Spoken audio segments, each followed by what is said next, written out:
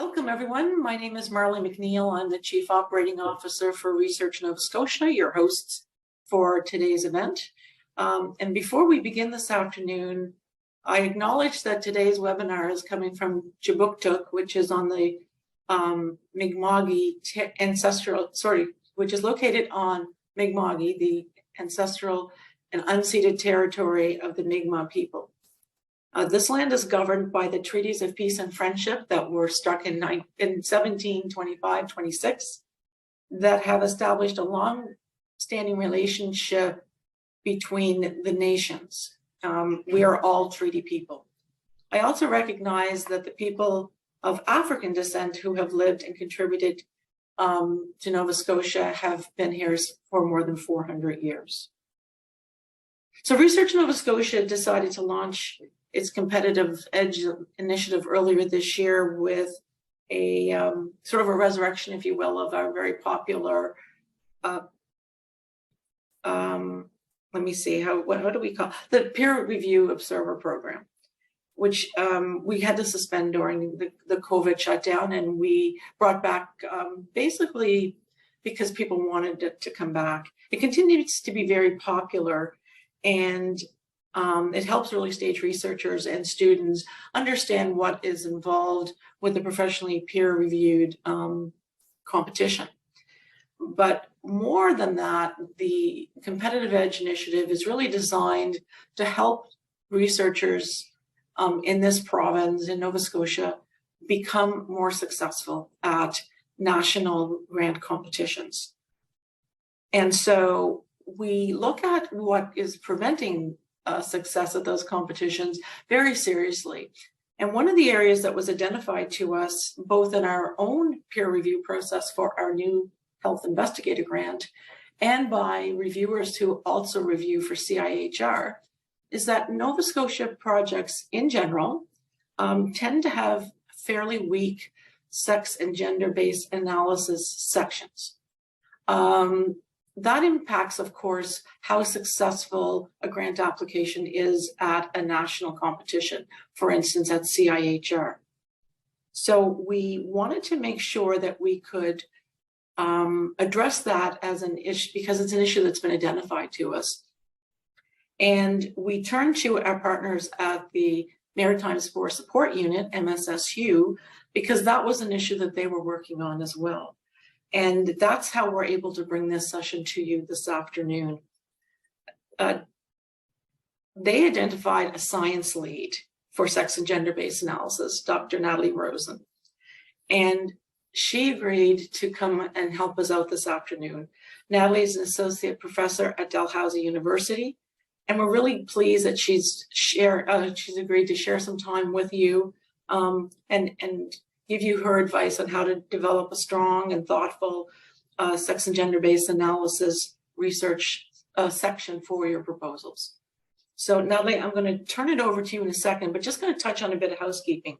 So as you will have found out when you signed in, we are recording this session, and it will be made available on our website and on partner websites in the near future. So if you want to, come back to it and refer to it. You will notice that your microphone and cameras have been disabled. We have over 50 people already online, and we're expecting more. So it makes it easier if we don't have a lot of noise and background noise and/or pictures coming in, keeps the feed strong. We will have a time at the end of Natalie's presentation for questions and answers. We will take them in through the Q&A function on Zoom. We will not be using the chat function. You probably noticed it's not even there. And we also won't be monitoring the raised hands, because actually I can't see you because your cameras are disabled. I can't see that. So if you do have a question, Natalie has put some time aside at the end of her presentation to deal with questions, and we will be happy to relate those to her from that question and answer Q&A function in Zoom. So without anything further, oh yes, I did have one final note here. If there are technical issues that you're not seeing or hearing as well, again, because we can't see you, we don't know, we won't necessarily know that you're trying to get in touch with us. Please call 902-410-2862 to report that, and then that message will get to us. Again, it's 902-410-2862. Now, over to Natalie. Thank you, Marley. Okay, I'm going to share my screen and start the presentation then.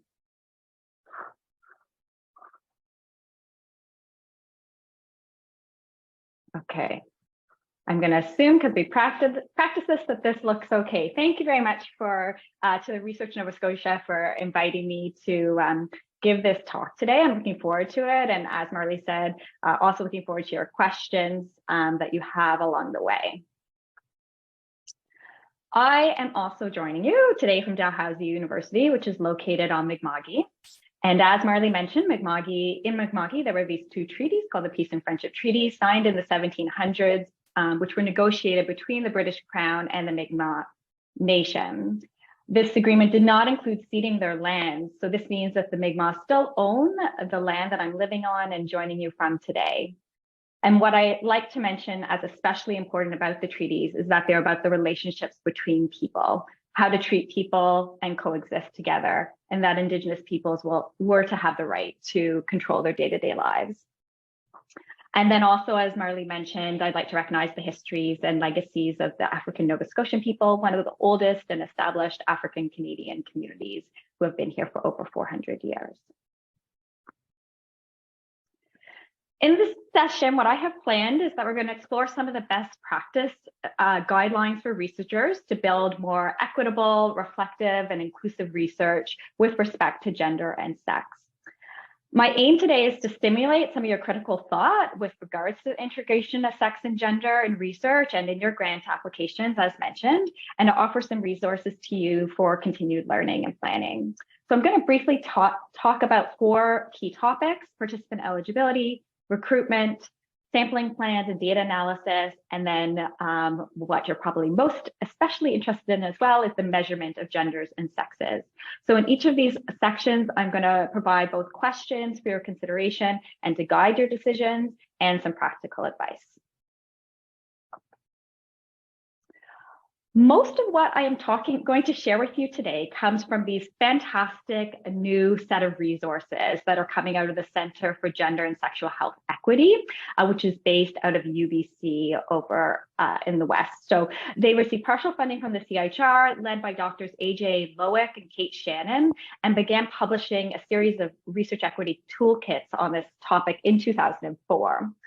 So the toolkits are specifically designed to address the erasure in research of people who are marginalized and minoritized on the basis of their genders, sexes, and sexualities, including intersex, trans, non-binary, and two-spirit people, among others.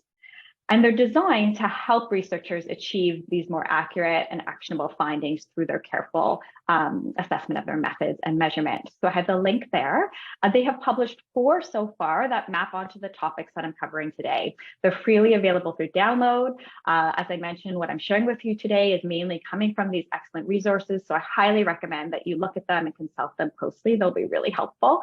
And also keep an eye out for the additional ones coming out in 2023. Because they have a bunch more planned. So what I'm doing though is giving you some of the overview of the key concepts in these toolkits. So it'll give you a good starting base. So let's start with the first one, which is determining and communicating eligibility. So this is how you're deciding who can and cannot participate based on a set of shared characteristics, or in other words, your eligibility criteria. I'm highlighting 3 overarching considerations. The first is precision. So which variables are ultimately key to your study? And this also has to do with avoiding the frequent conflation of aspects of gender, sex, and sexuality, including our identity, our bodily features, things like social roles, experiences, and expressions. And I'm going to talk about the differences between each of those in a minute. The second core consideration is clear communication. So your aim, or our aim, is to communicate eligibility in a way that makes sense for people both with minoritized gender, sex, and sexualities whose concerns have often been left out, and also the majoritized individuals who are more typically and historically centered. The third key consideration is around meaningful inclusion. So ensuring that your criteria does not inadvertently exclude prospective participants who have typically held these minoritized identities. So here are those key variables that I mentioned for consideration with respect to gender, sex, and sexuality. First is gender identity. So this means our personal sense of one's own gender, such as being a woman, a man, a non-binary person. Gender expression is the person's behavior and expression that is associated with gender, such as masculinity, femininity, or androgyny. A sex and/or gendered experience is an experience that is associated with a particular sex or gender, such as the experience of pregnancy, prostate cancer, participation in gendered sports, etc. A gendered social role is a role in society that includes a range of behaviors and attitudes that are considered appropriate based on a person's sex. So this could be a parenting role as a mother or father, a partnership role like husband-wife or wife-wife. Sexual identity, orientation, and behavior is referring to who one is sexually or romantically attracted to, or who one engages in sexual behavior with.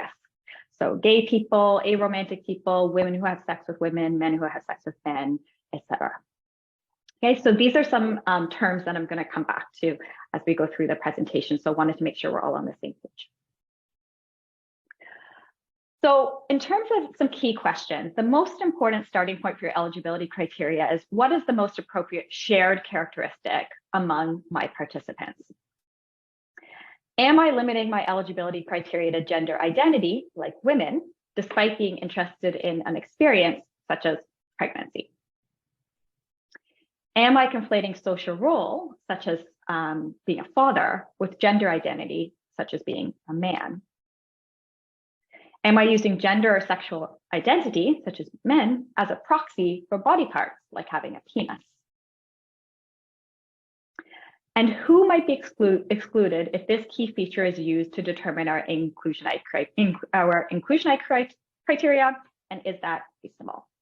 So let me give you a couple of examples to illustrate what this might look like.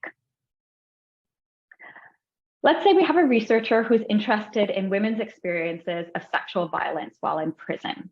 So they originally think that their eligibility criteria should be women based on their interest.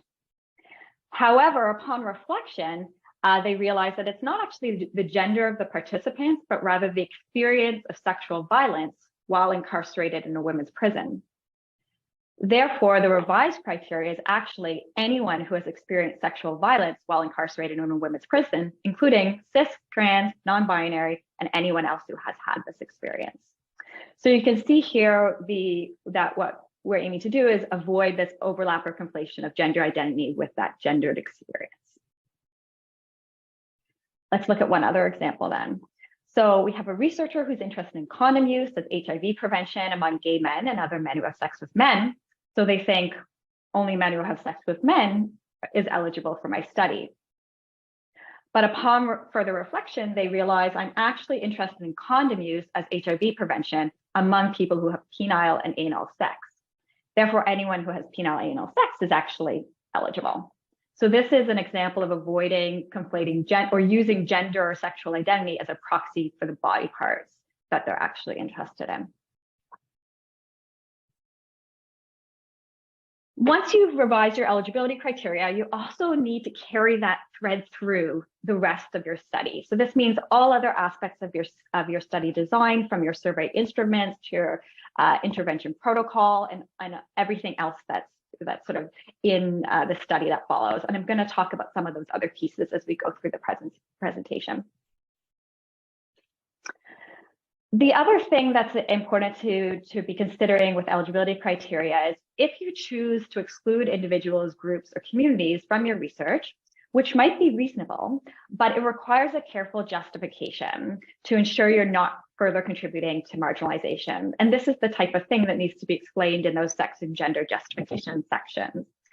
So for example, if your research is focused only on motherhood, it may be unjustifiable to include only women, given that we know that other people also identify as mothers.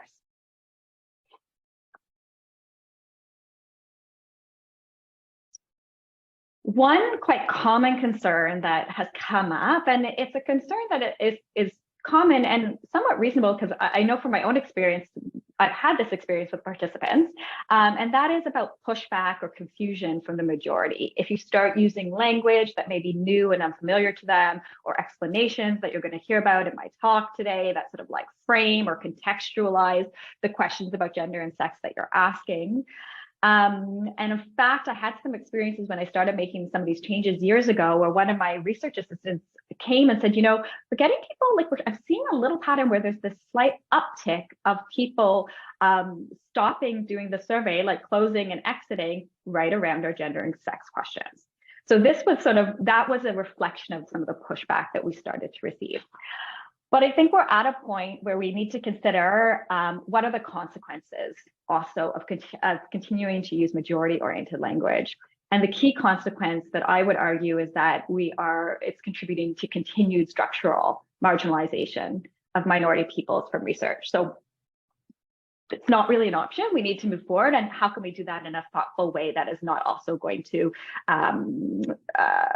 confuse or alienate majority populations as well. The last sort of consideration I wanted to mention in the eligibility piece is that people can have dynamic, fluid, and unfixed understandings of their own gender, sexes, and/or sexualities that might change over time. So their eligibility criteria could change over time in a study. So this is an important point about measurement. I'm going to touch back on it later. But if you're having a single assessment time point, like a one-time survey, you need to ask about today. So while they are completing the survey, what is the identity that or the gender, sex sort of characteristics that are happening for them in that moment when you're doing your survey? If you have multiple assessments, you need to ask about it at each time because there can be changes.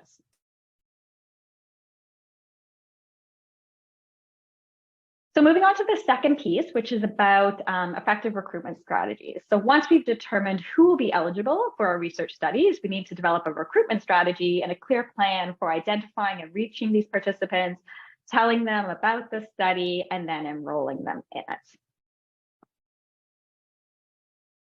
I thought I'd start here with a couple of bad examples from my own research from a number of years ago. So key thing you want to be considering with recruitment is how your use of words and imagery is signaling who is eligible for your study. So like I said, these are some kind of bad examples from my own work. So this was a study a number of years ago about the sexual practices of new parents. And you can see that it features images of two people, like a mother, father, and it's likely to register as cisgender and heterosexual and may not effectively recruit or reach gay, lesbian, trans, non-binary, or multi-parent families for that matter.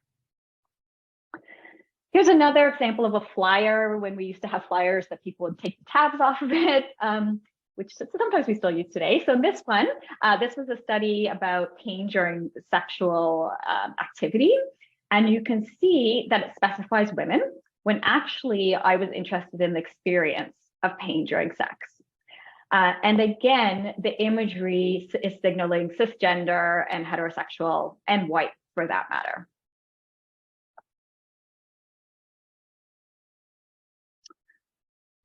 So around recruitment, another consideration is compensation. So using compensation whenever possible signals appreciation of their time and effort, as well as the value of their contributions.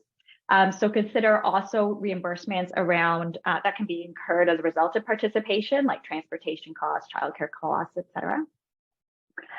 And another thing that you can be thinking about is differential compensation. So this means that is a signal that as a researcher, you are understanding or aware of the potential barriers to participation and involvement that might be higher according to the social location of some individuals and their experiences of oppression. So while obviously differential compensation cannot, remedy these structural inequalities, it does signal to prospective participants that we're aware of inequalities and that we're trying to compensate participation accordingly. So I'm working on a CIHR right now, and for the first time, I am integrating some differential compensation. We'll see how it goes, but this is part of some of the new recommendations that are coming out around this. One key strategy for recruitment is building relationships with relevant community organizations to help with circulating recruitment materials. So this can involve identifying local, regional, provincial, national organizations that serve or advocate for the participants you're trying to recruit and asking them for their assistance to share materials. This strategy is most successful when researchers have built some kind of mutually beneficial relationship with organizations. So we're trying to avoid just contacting, asking them to help with recruitment, and distributing our materials, but then it not actually being any kind of reciprocity or relationship. So how does one go about doing that? Here are a couple of the strategies that might be useful to think about. So the first is making your research team, your laboratory, more approachable. So put a face to your research project, contact people in person, ask for a meeting of some kind so that they know who you are. You also want to consider your team composition. So part of collecting data from marginalized and minoritized participants in a way that is affirming is assuring that whenever possible, individuals who share those identities or experiences are involved in aspects of the research process. So as respected collaborators, as co-authors, as leaders. And the third piece is keeping in touch. So not just when you need something. So keeping in touch, if you're partnering with an organization for recruitment, like regular updates that say, hey, like we've recruited this many people that we think have come through your support. Thank you so much. And update, here's where we are in our data collection or whatever it might be. But touching base on a regular basis, I tend to put little like calendar alerts actually into my calendar that says, check in with team every few months or so. Another strategy is to give time to communities and organizations. So you can have team members volunteer with organizations for a particular number of hours. You can provide pro bono consultation services to the community organization. You can offer to deliver presentations or create infographics with lay summaries that can be shared with them and with their community. So I can give one example here with one of my studies, which was with new parents. I partnered with a parenting blogger and other sort of like social media influencers who had a lot of followers as new parents. And I offered to write blog posts for them about like our research area, like sort of like expert opinion kind of things. I also, when we developed infographics, we always about our research, we always specifically share them with them so they could share with their team. So that kind of like thinking about what you can also offer that might be useful for them and their community. And I sort of said this piece already, consider how the organization might contribute. Oh, sorry, no, this is a different point, how they might contribute beyond recruitment. So is there ways that you can include these organizations and ask them for their input on your research questions or design, like an integrated knowledge translation kind of approach. Even when you're successful in recruiting some areas based on gender, sex, and sexuality, you still might find that your participants are homogenous in other ways. So here's a couple of examples. You might effectively recruit white participants of diverse genders, sexes, but struggle to recruit BIPOC participants. You effectively recruit trans and non-binary people who are assigned female at birth, but struggle to recruit trans and non-binary people assigned male at birth. This one I struggle with a lot in my lab. That's a pattern that we see time and time again, and we're really trying to figure out how to address that. So it's important to keep in mind, because of these sort of like axes of intersectionality, that the conclusions from your research are only going to be applicable, of course, to the group that you have recruited and not to others.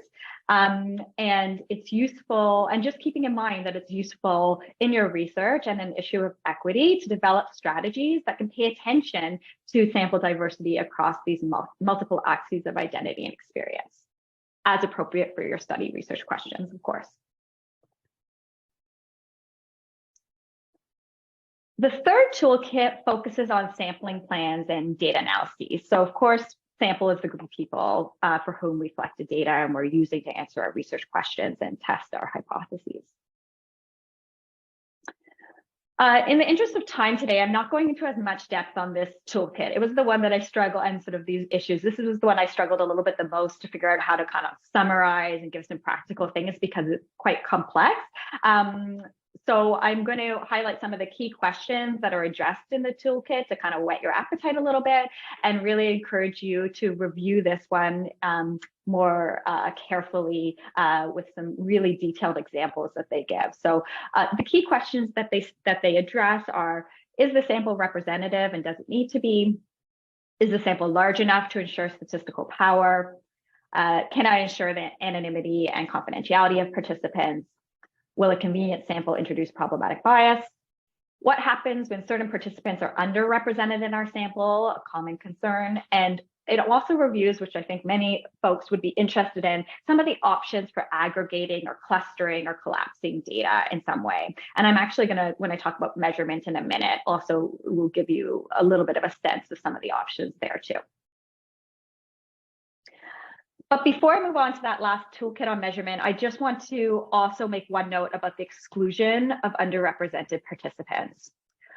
So a really key point of consideration is that there are psychological costs to being excluded, not just at the recruitment side of things, which is what we tend to think about, but also for people who have participated only to be excluded from the analysis because there's not a big enough sample size, which was a common justification for a very long time. So just like in the first section on eligibility, you need to think about whether excluding small n's, small sample size, are warranted based on your particular research question. So for example, if your primary questions do not pertain to gender, sex, or sexualities in any way, and there's no empirical or theoretical basis for expecting any kind of like gender, sex differences, there's probably not really a justifiable reason not to include everyone in your analyses. It also sometimes happens, and we've done this in some of my own papers, where there might be some questions where there's not a gender, sex sort of reason to exclude, and some questions where there are, and we don't have a big enough sample, and we do need to exclude, let's say, our non-binary participants because we have a really specific gendered question of men versus women. But maybe that's only for some questions, but not all the questions in your paper or in your study. You can also consider whether there might be alternative ways to approach your data via aggregating groups. And like I said, there are some suggestions for that in this toolkit. But regardless of your design, it is essential, and this is where those sex and gender justification pieces come in, to be transparent, critical and transparent in disclosing why you made these decisions, how you will make those decisions, and the impacts that it will have in terms of your eventual research findings.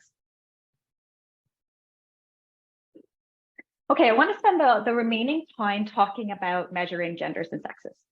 And I want to preface this by saying there is no single correct way to do it. So as much as I'm going to share with you some recommendations and some options today, I can't be prescriptive in saying this is the way to assess that you have to go about assessing genders and sexes, because each approach has some strengths and drawbacks, and you really need to consider what your overall goals are and plans for your data in making these decisions.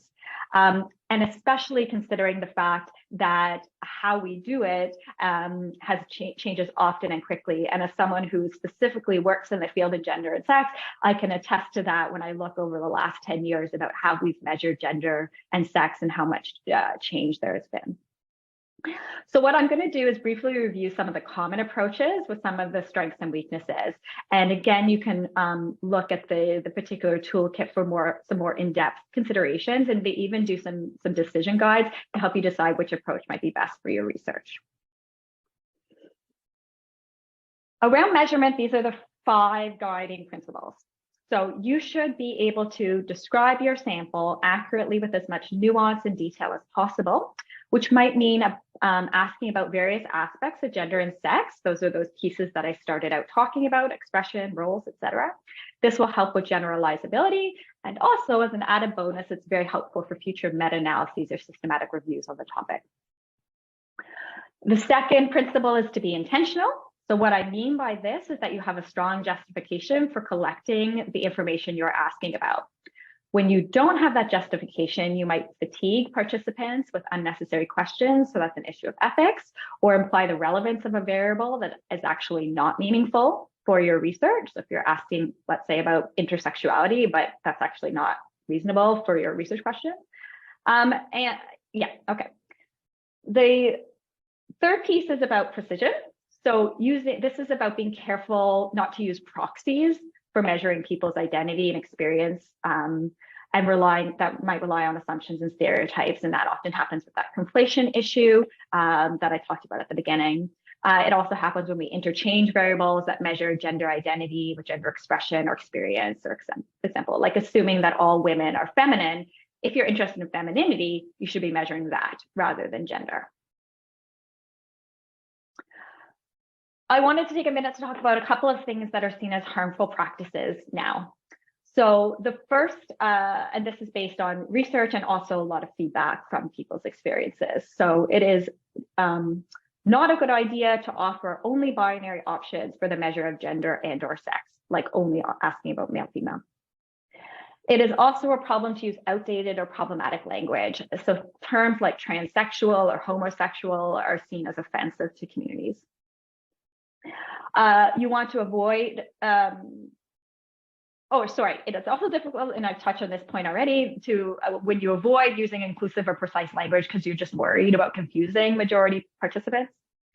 And then the last one is to avoid using the term other as a category as a response option, which has been all over the place for many, many years. Also an example that was in my surveys for many, many years. But this is seen as quite offensive to group of participants because it's seen as othering. So the idea that people using the language of other sort of is setting people below or like less important or lower compared to the groups that are explicitly mentioned or labeled. So some of the suggested alternatives are things like replacing it with something else or prefer not to describe. And both of those two options are usually accompanied by a write-in text box where participants can name their own identity. And then just coming back to that, the last guiding principle is around temporality. So I mentioned this already, that you want to ask about, if you've got one moment in time, you're going to ask about their gender, sex, experience, or identities in that moment in time when they're completing your survey. So you could talk about current or use the word current or today. Or if you're interested in a specific time in the past, then you need to ask about that in particular. So for example, if you want to know about a trans person's experiences during prenatal care, for example, you need to know if they identified as trans while receiving that care, which might differ from their identity today when they're doing your survey. So that's just to illustrate the issue of temporality. Some of you might be familiar with this term that's gaining a lot of traction, which is gender/sex.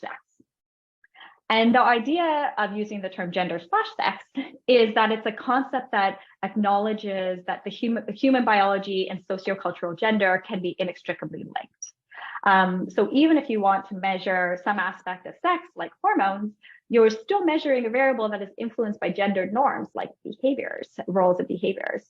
So it's reasonable at times to, in your justification, talk about that, even though we might be interested in one or not the other, we also are acknowledging that we might not be able to completely separate out the influence of the two. Okay, so let's talk about the actual measurement in these last few minutes. So I've repeated a few times now that gender has multiple interpretations, can be used to refer to distinct concepts like gender identity, gender expression, gender roles, gendered experiences, etc. I'm just going to talk about measurement of gender identity and gender modality. Gender modality is the relationship between your gender identity and the gender sex at birth. However, some of these same principles can easily be applied to asking about and measuring other aspects of gender as well. So let's start with, what is your current gender identity as a question? If your intention is to describe your sample, then option A on the left-hand side offers a wide range of identities and may allow participants to select the option that best or most closely reflects their identity. Okay? If your intention is to make comparison between participants or groups, then option B might be preferable. So even though there's a lot fewer options there and it may be limiting to participants, this option does increase your chances of having sufficient statistical power to run analyses across 3 groups, man, women, and non-binary Okay, so there's benefits and like pluses and minuses to each of these two approaches. It's also an option to ask both, which is what I tend to do in my research, and explicitly tell participants why. So you need to explain, why am I asking it in two different ways? So you might say something like, when we describe the gender identity of the participants in our study, which of these categories would you like us to include you in? So this is like to do your demographics and descriptives. And then you might also say something like, when we group participants for the purposes of describing our sample and for possible comparisons in research analyses, which of these groups would you like us to include you in? Please select only one. Okay, so what you'll notice there is that there's, in response option A, we said select all that apply. Response option B, we selected only one.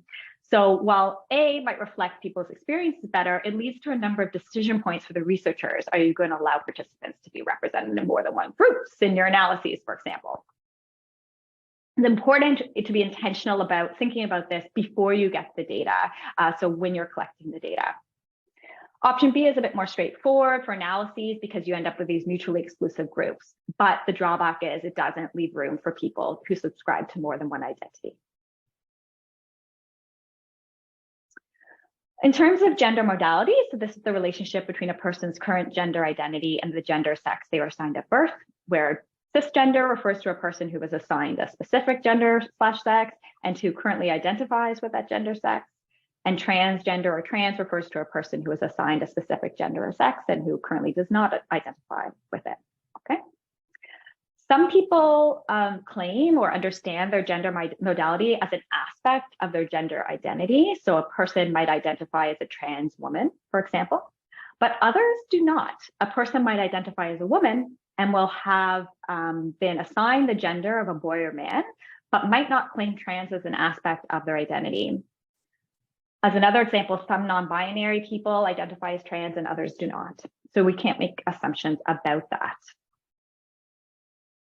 I'm going to review a couple of options for assessing gender modality. So the first is referred to as the two-step method. And this method, the two steps, are collecting information both about current gender identity and sex assigned at birth, and then drawing conclusions about who is cis and who is trans based on how they respond to these questions. The primary critique of this method is that it reinforces the primacy of sex assignment at birth. And there's also been evidence to suggest that it's distressing for some participants, trans especially, to be asked questions in this way. When using this method, the recommendation is that it is preferable to ask about gender identity prior to sex assigned at birth. So the order of the questions matters to people. What is not ideal or recommended is to simply add cis or trans options to the gender identity questions. So that would mean you had like man, woman, trans, all in one question, okay? This is not ideal because it sends the message that cis men and trans men are fundamentally different in some way, despite both being men. It also requires people to claim being cis and trans as part of their gender identity, but some people do not. And it also doesn't really sync well with non-binary options. So cis and trans become qualifiers only for binary kinds of gender identities and not for non-binary identities. Hot off the presses in 2022 is a new proposed method for assessment called the 3x3 method. The citation is there. You can look up this paper. It's also referenced in the new toolkits. And it's a measurement approach that takes does three things: gender identity, gender modality, and binary, non-binary in three separate questions. And then there's various combinations that comes out of that, hence the 3x3. So what this looks like in terms of the separate questions for cis, trans, and binary, non-binary on the left. When we describe who participated in our study, which of these categories would you like us to include you in? Please select one: a cisgender category, transgender category, neither of these two, please specify why, or I'm unsure, please specify. And then on the right end, which of these categories would you like us to include you in? A binary one, so someone who identifies exclusively as man, male, or woman, female. Non-binary, neither one, or unsure. Okay, so you can see how we are trying to separate out the different things and reduce the reliance on assumptions and allow participants to self-identify. What about sex then? So you notice I'm talking about it second, following some of the feedback and information we've learned. So again, we want to be precise. What sex were you assigned at birth? This means the sex that someone, typically a medical professional, gave you when you were born, which is often noted on your birth certificate. And you can use response options, open-ended, or checkboxes. Although there is, I want to make just one note about intersex people. So although there's an option for sort of the something else, most intersex infants are ultimately assigned a binary sex at birth. So if your research question also requires you to know if your sample has these differences in or diversity in sex development, you need to ask a separate question about this. Intersex researchers and activists recommend that the question about intersex should be asked explicitly and separately from gender identity and sex assignment questions. And if you want a recommendation for a particular wording, there is one in the toolkit. Finally, if you determine that you need to know something about your participants' anatomy or physiology, remember that this cannot be ascertained from sex assignments, or so you need to ask explicitly about it. Do you have a particular body part, penis, for example, or vulva? To the best of your knowledge, are you capable of a certain capacity? So for example, the capacity for pregnancy, if that's what you're interested in. So remember, you cannot assume that just because someone has a uterus that they are capable of pregnancy. My almost very last thing is I want to just make a quick note about Twospirit participants. So Harlan Pruden is a Cree scholar and community organizer, and Travis Salway is a settler researcher who worked together at the Twospirit Dry Lab, which is North America's first research group that exclusively focuses on Twospirit people, communities, and experiences. So they've developed a CIHR resource focused on Twospirit inclusion in health research, and they write this. Twospirit can and may be claimed and used by an Indigenous person as a way to opt out of and/or challenge Western notions of the gender binary man-woman. Using Twospirit in this way is a placeholder and not an identity, as there may be a non-Western nation-specific term that is also relevant to their identity. Historically, many First Nations peoples had more than two genders. Currently, there are around 130 nation-specific terms within many First Nations languages that name, account, and identify these other genders. So in acknowledging that Twospirit is an Indigenous concept and does not map neatly onto our Western ideas of gender or sexuality, these authors make the following key recommendations around Twospirit measurement. 1, do not include Twospirit as an answer option if asking participants about their gender identities or sexualities. Rather, Twospirit should be embedded into questions about race and ethnicity, allowing only Indigenous participants to select whether they are Twospirit. You can provide a something else or prefer to self-describe option when asking about gender identity and sexuality, which allows Indigenous participants an opportunity to write in Twospirit if they choose. But when Twospirit is written in, this needs to be cross-checked with the race or ethnicity data to ensure that only Indigenous participants who have indicated Twospirit as their gender are included in the data set. So when a non-Indigenous person has indicated they are Twospirit, the recommendation is that these data should be marked as missing for most analyses. Okay, so lots of information I'm giving to you today. Just to wrap things up, I hope that I've conveyed the importance of clear and precise communication, really reflecting on what you're trying to achieve, developing your protocols based on those goals and communicating this directly to participants, ensuring that you are meaningfully including participants across all facets of the research, from eligibility, recruitment, data analysis, through to measurement and more. Each of the toolkits includes a number of additional resources or original research that inform the recommendations. I also want to mention that in my role with the MSSU, I've been working with a working group on developing some like example sex and gender justification paragraphs that might be useful, and also some decision guides as well to help you think about what is relevant or not relevant as you're building those justifications. And we're hoping to roll those out in the winter for access through the website. I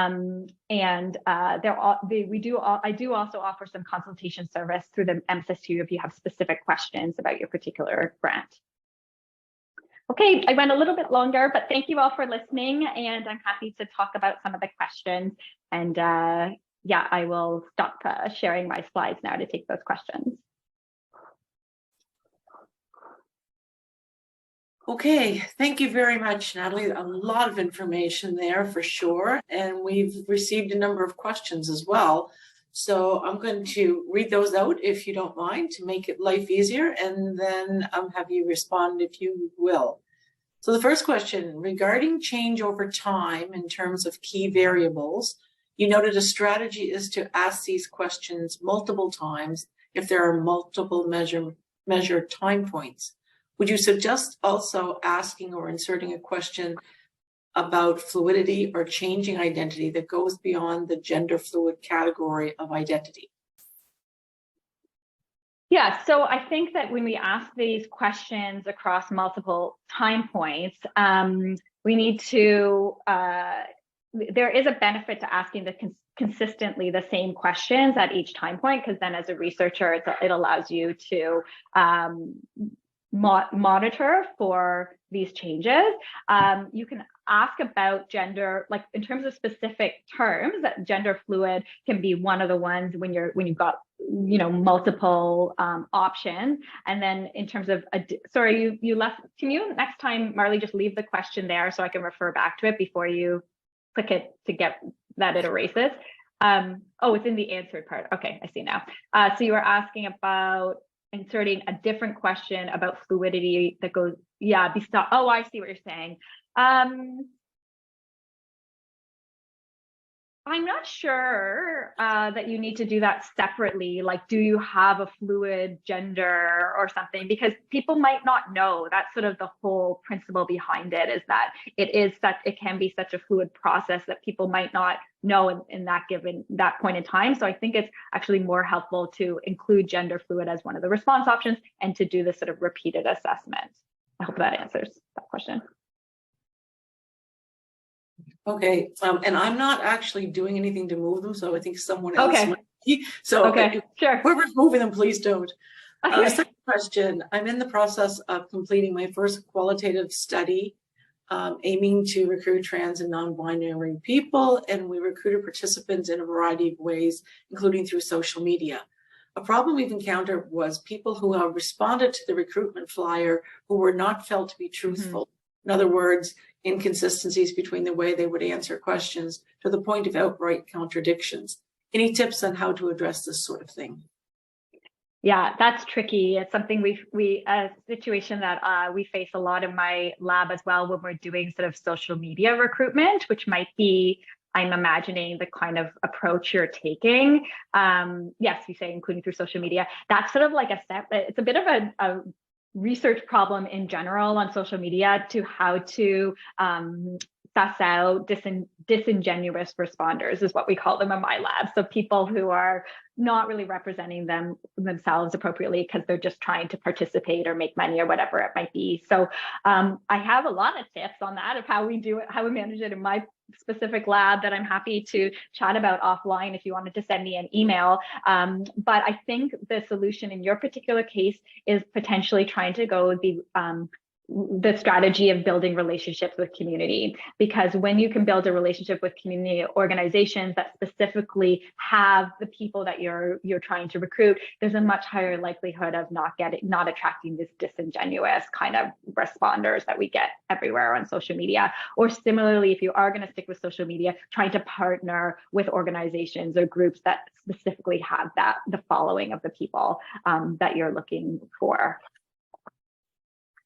Okay, thank you. In terms of statistical power and analyzing data-based based on gender identity, would it be acceptable to, instead of analyzing based on a single identity, could the groups be based on one, folks who identified one identity, and two, folks who identified two identities, and or three, folks who identified three or more identities, if that makes sense. So creating variables based on gender fluidity and how that impacts XYZ instead of a singular identity. Yeah, so I think that's a great question. It makes sense to me that that could be possible. I think you just need to be really thoughtful about whether doing it this way is meaningful to your particular research question. Like if your research questions are specifically about people who subscribe to more than one identity, then this kind of aggregation of your data might make sense. But if that's not like central to your research question, then no. So again, it really just comes back to the justification for making these kinds of decisions. And you might also need to take into consideration the things that I was mentioning before around sort of sample size and how big these different groups might be, depending on the approach that you're taking or the types of analyses that you're trying to do. Okay, next question. When doing survey-based research, is there concern about the addition of more specific and appropriate questions? For instance, sex and or gender and or sexuality will have a negative impact on response rate solely due to an increased survey length? Yeah, that's a great question, Hillary. And I tried to sort of touch on this briefly because, sure, that might be a risk. So I think there's two things you have to think about. One is that you're only including questions that are meaningful and relevant to your research. So I'm not advocating to ask all of these, questions about gender, sex, gender modality, and et cetera, if they're not meaningful for your research question. So you have to think very carefully about which questions you're going to ask because you don't want to overburden or fatigue your participants. And then the flip side of that is we can't be afraid to ask the questions either because we're worried about confusing or offending the majority populations. They've been comfortable for a long time, if I could say it in that way. So now is the time also for us as researchers to model and convey the inclusive approach to do it that we believe in for our research and to send the message that this is actually valuable for improving research and our knowledge of all people. I hope that answers your question. Okay, we have a couple more here. I'm interested about whether including Twospirited as a reference to as a reference to Twospirited in the LGBTQ AI plus acronym is appropriate. I've often felt that it was lumping in a cultural identity with an acronym that comes from a white colonial context. So what's your advice on that?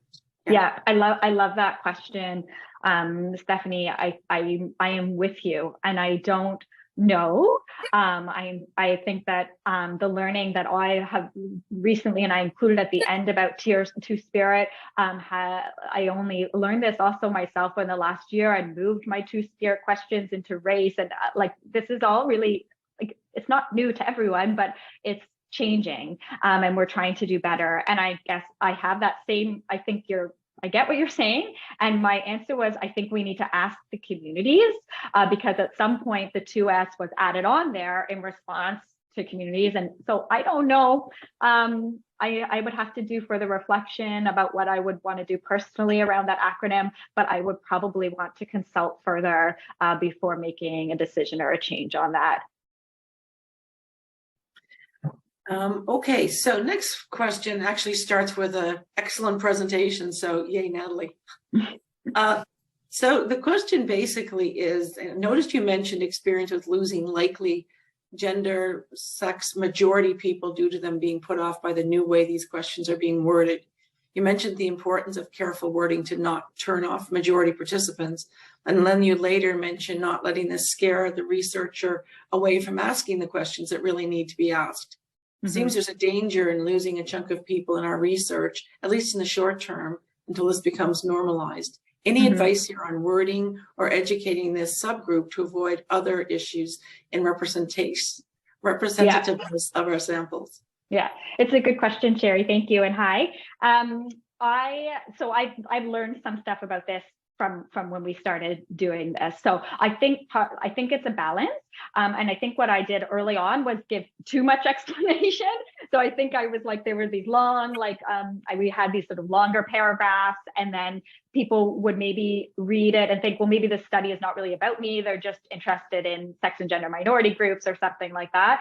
So that's what, in my particular case, I think maybe that happened a little bit, and we lost some people. And when I gave that example, it wasn't like, half the people or anything were dropping the survey. It was just, we noticed this little pattern.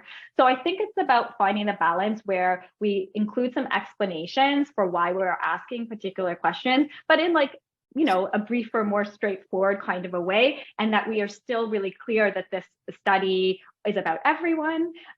If that's the case for you, I think it's important to include the rationale. So sometimes what we say now in our research is that, we are still learning about the best ways to, ask these questions. And we appreciate any feedback you might have at the end of this survey as we strive to be, inclusive of everyone's experiences, or something like that, that sort of tells people that we have some of these questions.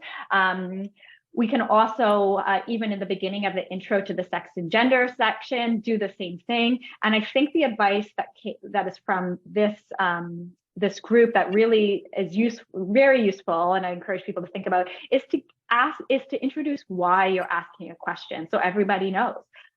These questions, for the purpose of making comparisons between groups, we have just these few options, or for the purpose of describing our sample accurately, we have these questions. And I think that little tweak to how we ask those questions is going to go a long way for everyone to feel like they have an understanding of why do we have 5 or 6 questions about gender, sex. Thank you, Natalie. We're getting to the end of our time. There is one additional question that I'm going to answer instead of you, and that is really about where there might be some resources available to help researchers in some of these areas. The MSSU, as we mentioned earlier, the Maritime Sport Support Unit, is doing a lot of really good work on some of these areas. You can check out their website to see what's available and what you can take advantage of. They're a really important resource for all 3 maritime provinces, and doing a lot of good work to help elevate the health research in this area. So I'm going to just cut it off now at this point, because we do have just 2 more minutes left in the webinar. I want to just mention that Research Nova Scotia is planning a series of these sorts of webinars over the next number of years, but we want to get a number more done in the new year. You're going to receive a survey at the end of today's session, and we're going to ask you for your advice on other things you'd like to learn about, other people you might want to hear from. So please fill that out. We have well over 60 people online today, and we're really thrilled with that. But we know that there are other topics that might be of interest to you. So please let us know what they are, and we will partner with organizations like MSSU and others to make sure we get this information out to you. I also want to again thank MSSU for helping us with today's topic, but more especially to thank Natalie for taking so much time to spend with us today to talk about this very important topic. As I mentioned earlier, we are motivated by the fact that we know a lot of young researchers, early stage researchers, and students have been struggling with this in their applications. So we want to help you be more competitive when you go looking for research funding, and that makes the province as a whole a much stronger research unit. Thank you again for joining us, and we look forward to our next event, which should be coming out to you shortly in the new year. All the best, and have a great rest of the day. Thank you very much.